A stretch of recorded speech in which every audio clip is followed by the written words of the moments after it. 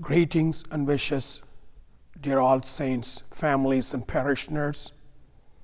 Once again, it's a great joy for me to share my weekly reflections with you and thus be connected to you. This coming week, we have a wonderful passage from the Gospel. The Gospel is about Jesus asking his disciples, "Who do people think that I am?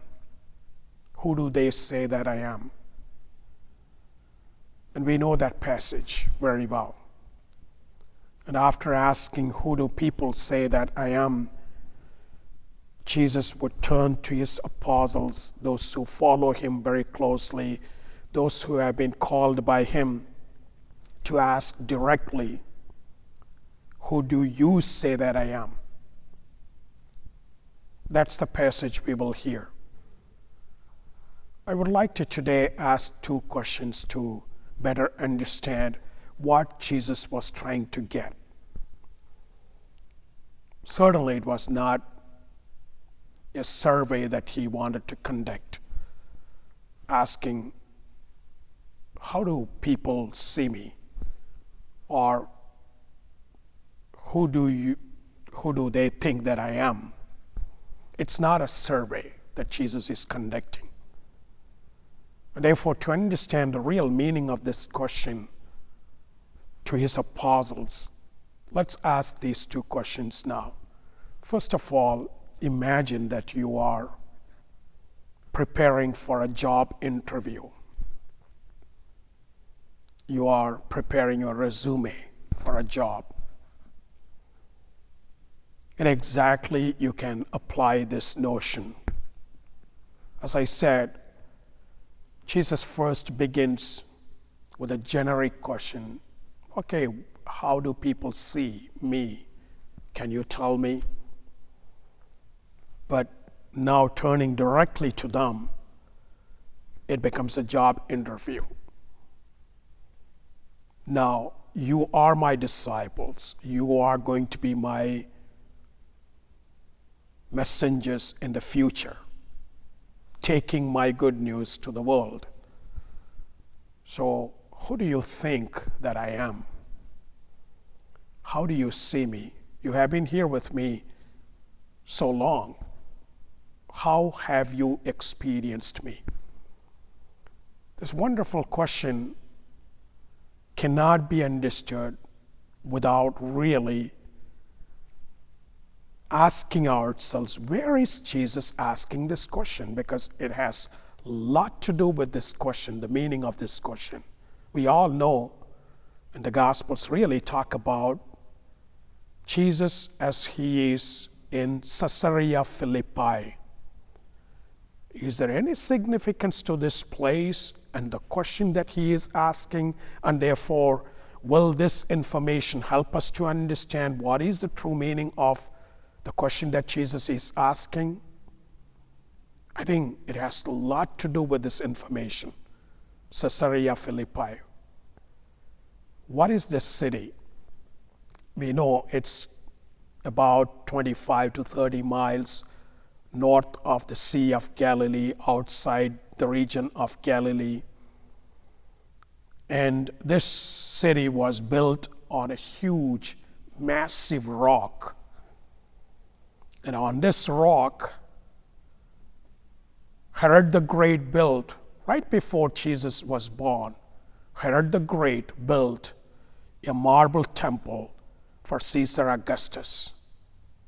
Actually, when you look at the history of this city, Caesarea Philippi, it was the sign of the power of the Roman Empire, and it was a sign of the pagan worship and their religion. It's very important that we understand this background. A symbol of power, a symbol of the religion and the worship of the Roman Empire. And there is a huge rock. Rock is always a sign of massive stability. And Roman Empire was a great and immense power at that time. And therefore, Jesus is asking right in this place, who do you say that I am? Therefore, the question is very sharp. If you truly know who I am, then I can tell to whom you have allegiance, in whom you have trust, in whom you have hope. Tell me who I am. So it's not so much about Jesus asking about himself. It's helping the disciples to understand who they are, in whom they believe, in whom they trust. It's a wonderful question. And let's now ask, what was the response of Peter to this question? Peter comes up with this wonderful profession: you are the Christ, the Son of the living God. There are two things here. You are the Christ, the Christos, the anointed one. The Greek word Christos is what we say Christ. It's not the name of Jesus, because we know the name that was given to the Son of God who was born like us is Jesus. But we always say Jesus Christ. The later part of this title, Christ, refers to who he was, Christos, the anointed one.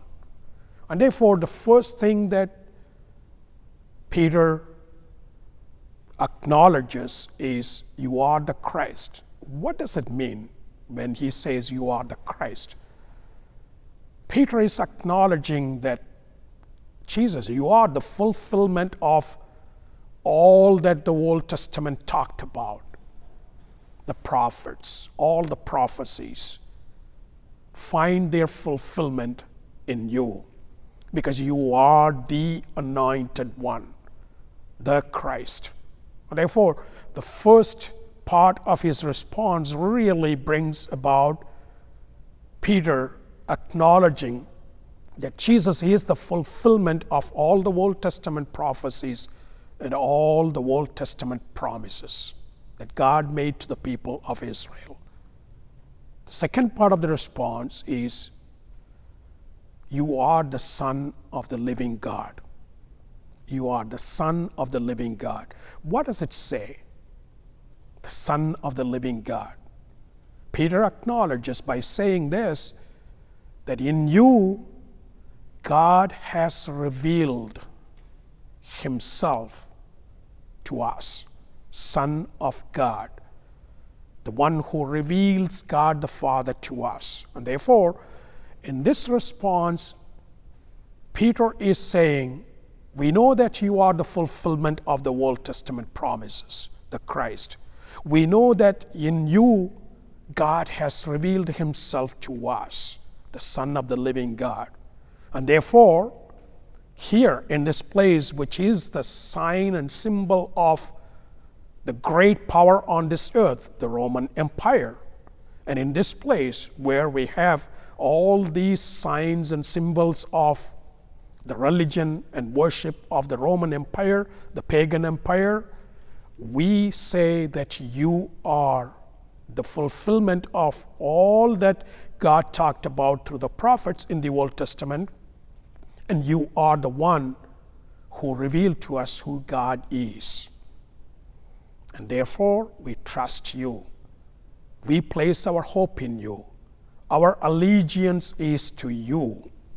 And therefore, this is a wonderful passage, the place where Jesus asked this question. Remember, probably they had to come walking 25 to 30 miles from Galilee, where Jesus is always doing a lot of his ministry.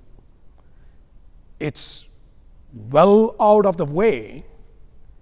Probably Jesus purposely took them outside of Galilee, made them walk 25 miles to this place, a historical place of tremendous significance in the Old Testament in Jesus' time, to ask this question, who do you say that I am? Your answer will tell me whom you believe in, to whom you pay your allegiance. I think, dear brothers and sisters, today probably Jesus is asking all of us, and as you will hear this gospel passage this weekend, you will hear the same direct question addressed to you. Who do you say that I am? Remember, this question is not about coming up with right and correct titles for Jesus. It's about me. It's not about Jesus. My response will say, in whom do I believe? To whom I pay my allegiance? And my hope and prayer for all of you this week would be, as you hear this question addressed to you, who do you say that I am? That you will all come up with an answer that will reflect your trust, your hope, your faith, and your allegiance to Jesus, the Christ, the Son of the living God. God bless you.